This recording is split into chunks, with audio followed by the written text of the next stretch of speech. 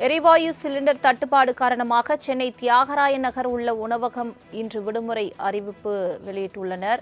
Cylinder தட்டுப்பாடு காரணமாக ஓட்டல்களுக்கு விடுமுறை அறிவிக்கப்பட்டிருக்கிறது. வணிக பயன்பாட்டிற்கான சிலிண்டருக்கு தட்டுப்பாடு நிலவுவதால் ஓட்டல் தொழில் கடுமையாக பாதிப்பு ஏற்பட்டதன் காரணமாக தியாகராய நகரில் உள்ள உணவகங்களுக்கு விடுமுறை அளிக்கப்பட்டிருக்கிறது. தொடர்பான மேலும் விவரங்களை தருவதற்காக செய்தியாளர் செலினா அணைப்பில் இருக்கிறார்.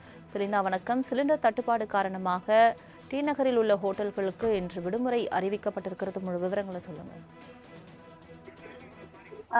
ரஷ்யா அமெரிக்கா இடையே தொடர்ச்சியாக போர் நடைபெற்று வரக்கூடிய நிலையில் தொடர்ச்சியாக இந்த கேஸ் தட்டுப்பாடு என்பது இந்தியா முழுவதுமே பரவலாக ஏற்பட்டிருக்கிறது. குறிப்பாக சென்னையை பொறுத்தவரையிலும் நேற்றிலிருந்தே ஒரு சில தனியார் ஹோட்டல்களை பொறுத்தவரையிலும் கேஸ் தட்டுப்பாடு காரணமாக ஹோட்டல் விடுமுறை என்று தெரிவித்திருந்தது. அதே போல தனியார் தங்கும் விடுதிகளிலும் கூட பல்வேறு கட்டுப்பாடுகள் இருக்கின்றது. டீ, காஃபி உள்ளிட்டவைகள் வழங்கப்படாது, தோசை, ஆம்லேட் உள்ளிட்டவை வழங்கப்படாது என்பது தொடர்பான அறிவிப்புகள் என்பது செய்தியாளர் சந்திப்பின் வாயிலாக ஹோட்டல் உரிமையாளர் சங்கம் என்பது வெளியிடப்பட்டிருந்தார்கள். இந்த நிலையில் சென்னை தியாகராய நகரில் மையப்பகுதியில் இருக்கக்கூடிய ஹோட்டல் ஒன்றில் இன்று ஹோட்டல் விடுமுறை என்ற பெயர் பலகை என்பது வைக்கப்பட்டிருக்கிறது.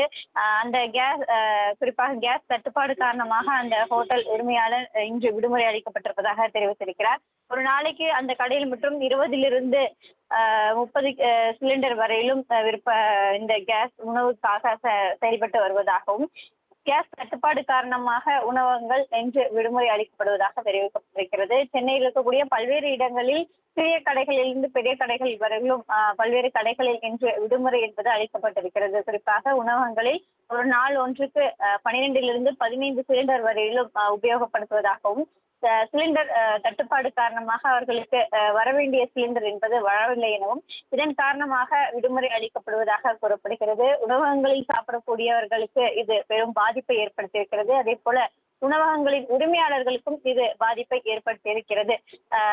காலை உணவு, மதிய உணவு என்று 3 வேளையும் உணவு சமைத்து விற்பனை செய்யக்கூடிய உணவகங்களில் இது பெரும் பாதிப்பை தான் ஏற்படுத்தும் என்று கூறப்படுகிறது.